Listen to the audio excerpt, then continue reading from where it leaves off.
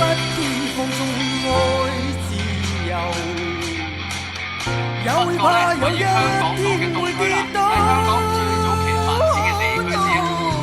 舊時嘅理想，現代生活元素，令瘋狂嘅生活喺節奏快嘅香港成為一個獨特嘅地方。今集帶大家食下買勻各國最潮嘅嘢。身為一個本港特色嘅小專家咧，我就要問下你啦。知唔知點解會有雞蛋仔咧？因為好食。冇錯，呢個係第一個原因，好重要嘅原因。但係另外咧，就係因為以前嘅雜貨鋪，即係賣柴米油鹽啊、賣米賣雞蛋嘅地方咧，有好多成日都有小市民以為啲雞蛋會碎咗㗎嘛。咁就費事晒咧，佢哋就會裝住嗰啲爛咗嘅雞蛋，然之後咧加牛奶、加麵粉，再打埋一齊，加埋牛油，成咗雞蛋仔啦。哦，所以個名都叫埋雞蛋仔。冇錯，同埋展現到香港人嗰種自潔嘅美德，好晒啊嘛！好晒，所以一手你一粒都唔好留，好晒。好到啦，到啦，到啦！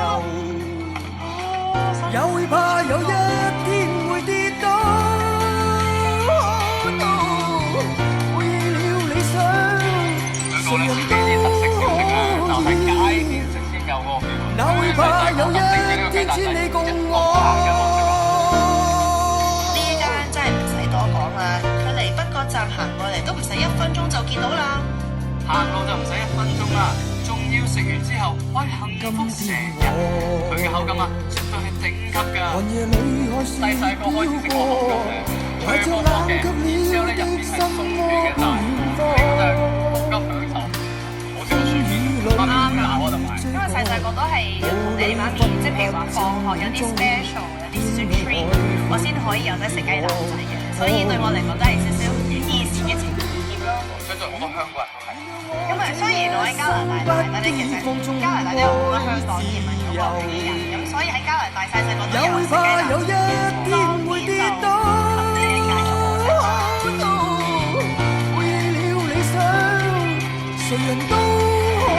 係啊，好肚餓啊！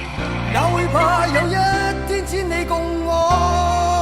我途經港島東北角就有呢一間，雖然佢唔係咩網紅店，但係好多美食家、明星都嚟幫襯過。我之前都食過，係幾好食嘅。正就正在佢新鮮做出嚟之後，隔半個鐘佢依然好香好脆。唔該，要一下雞蛋仔。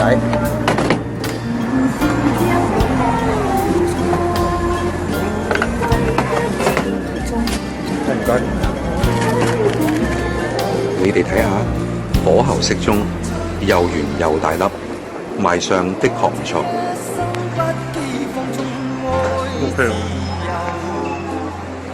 係幾多喎？有菜有食喎。OK。北角地鐵站 B1 出口，路口轉右，你就